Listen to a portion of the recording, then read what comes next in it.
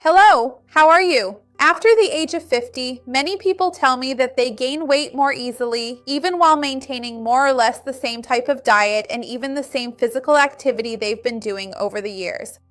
The truth is that the body really can go through some metabolic and hormonal changes, which makes certain foods have a greater impact on us and can contribute to weight gain. Today, I'm going to tell you which of these foods is the least recommended if you're looking for better health, better weight control, and the best substitutions you can make in your daily life to get better results. You're going to love this video. Stay until the end because you won't want to miss it. Before we start, I wanted to ask you if you consider yourself to be at a healthy weight for you. Are you happy with your appearance, with your health, and if that's not the case, how much would you like to lose? Write it for me down here in the comments. I would love to see your comment. If you can, also take a moment to like the video. That's super important to me. It shows YouTube that you support the channel and that you trust my content. This also teaches YouTube about the kinds of videos you like, so you get more videos on these topics that can help you in your areas of interest. We know that as we get older, we go through metabolic and hormonal changes as we age. That's completely natural. It's going to happen to everyone. Growing old is a privilege. But there are some changes that come with it. We might end up experiencing a decrease in muscle mass and could even develop sarcopenia, which is when you actually have a greater loss of muscle mass. We might have changes in our appetite, a drop in metabolic sensitivity, insulin sensitivity, and it can become easier to accumulate fat in this visceral, central, abdominal area. There can also be more fluctuations in cortisol and changes in sleep. And for women, there's also the issue of menopause itself, which can bring about several changes. So all these changes that people, both men and women, go through after the age of 50 can really make our bodies more sensitive to certain carbohydrates, especially those that are quickly absorbed and can raise our blood glucose more rapidly. That's why choosing the right type of carbohydrate makes perfect sense if you're looking not just for weight loss for the sake of weight loss, but also for glucose control, better health, and reduced inflammation. So let's talk a little more about this. When we talk about the worst type of carbohydrate, we need to rely on what science tells us. And when we look at scientific studies, when we look for information that is truly agreed upon, we see that white flour, refined, ultra-processed, bleached is not a good option. It may actually be the worst option for us to add to our daily routine. That's because it's a carb with a very high glycemic index. This flour, even though it's not refined sugar, turns into sugar very quickly. It enters our bloodstream as glucose. It converts into glucose very quickly, it breaks down really fast, and then it passes very quickly from the stomach to the intestine and from the intestine to the bloodstream. So it could be that you're not even eating anything sweet, for example, because people say to me, Patricia, but I've already cut out sugar. I already know that sugar doesn't bring any benefits. It's just empty calories. It just makes you gain weight. So I've already cut out sugar. But you haven't cut out processed white flour, refined, ultra-processed. So you end up consuming, for example, savory pies, tarts, quiches, in addition to sweets. Sometimes the sweet doesn't even have sugar, but it has a lot of flour. Sometimes it's white bread, sometimes it's white pasta, and with terrible sauce options, that little cake in the late afternoon. So all of this ends up having a large amount of refined flour that turns into glucose. And when it enters your bloodstream, your body won't know whether it came from a quiche or from a chocolate syrup. It will only notice the glucose and how quickly it spikes in your blood. But maybe you're wondering, why are these carbohydrates so problematic, especially after the age of 50? Because before, when I was younger, I would eat and it didn't have such an impact on my metabolism or my health, but now it does.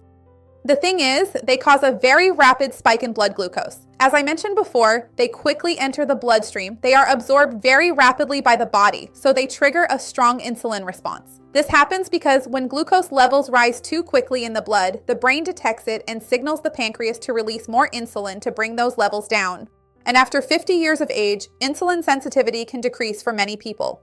So the body will store more energy as fat, it takes longer to stabilize blood sugar afterwards, and you may feel hungry sooner. This metabolic issue can be more compromised. There's also the issue of low satiety because these types of carbohydrates are low in protein, fiber, and healthy fats. So hunger comes back much faster, it doesn't satisfy you at that moment, nor does it keep you full afterwards. So the tendency is that you'll eat more throughout the day. And there's also the issue of the impact on abdominal fat. Many people say, I can't get rid of that belly pouch. This area of visceral central abdominal fat is more influenced by fluctuations in glucose and insulin than other parts of our body. So many people say, my belly feels bloated. I feel like I'm accumulating a lot of fat in my stomach. And we know that belly fat isn't just bad for aesthetics, it's closely related to the metabolic system, cardiovascular problems, and we need to pay attention to that. It's worth emphasizing that the problem isn't carbohydrates themselves, but rather the type and amount you consume. Because when you eat more of those carbohydrates I mentioned, the ones with a very high glycemic index, basically made from white flour, processed and refined, you may feel hungrier, more tired, more irritable, have more cravings for sweets, and experience more episodes of binge eating. So, ideally, you should make good substitutions in your daily routine. The best thing is to swap white bread, for example, for healthier options or for a truly whole grain bread made with oats. You can even make it at home. There are plenty of recipes here. You can also make a low-carb bread with flaxseed, psyllium, or coconut flour. You can swap out processed cookies for your own homemade cookies, using more interesting options. You can swap out that basic supermarket pasta for one that's now available made from lentils or chickpeas, which are really great carbs, or even make a version at home with zucchini. I have a recipe here on the channel. Or even with egg whites. It ends up very similar to traditional pasta, and it all really depends on the sauce. A really tasty, well-seasoned sauce can already elevate that pasta dish we love. So that's the idea. Try to prioritize carbohydrates that come more from natural sources and less from ultra-processed options you find in the supermarket. Also, remember that good options include always making food at home. Because when we buy processed foods, it gets more difficult. Sometimes we can't really understand the label very well and think we're buying a whole grain cookie, but actually, the first ingredient is white flour. Then comes glucose syrup, then inverted sugar. And then the oat itself is 3% of the cookie. Check the label. It will also help you a lot to better understand this. I have a video here teaching you how not to be fooled by food labels. If you want, you can watch it. I'll leave it down below in the description. So remember, good carbs are those that come with fiber, protein, or healthy fats. And ideally, if you want more sources of carbohydrates to balance your diet, chickpeas, lentils, beans, peas, and sweet potatoes are good options for you to include. A good quality whole grain bread or whole grain pasta can also be good options. Tell me, did you know about the impact of flour, specifically regarding weight loss and metabolic changes after the age of 50? I would love to see your comment. Are you already trying to make these changes not just for aesthetics, but for your health? Let me know down below. I would love to see your comment. Remember to like the video, that helps me a lot. And share it with someone you care about, with someone who needs it. Let's spread this chain of kindness. That's what I want here with the channel. See you next time. Bye.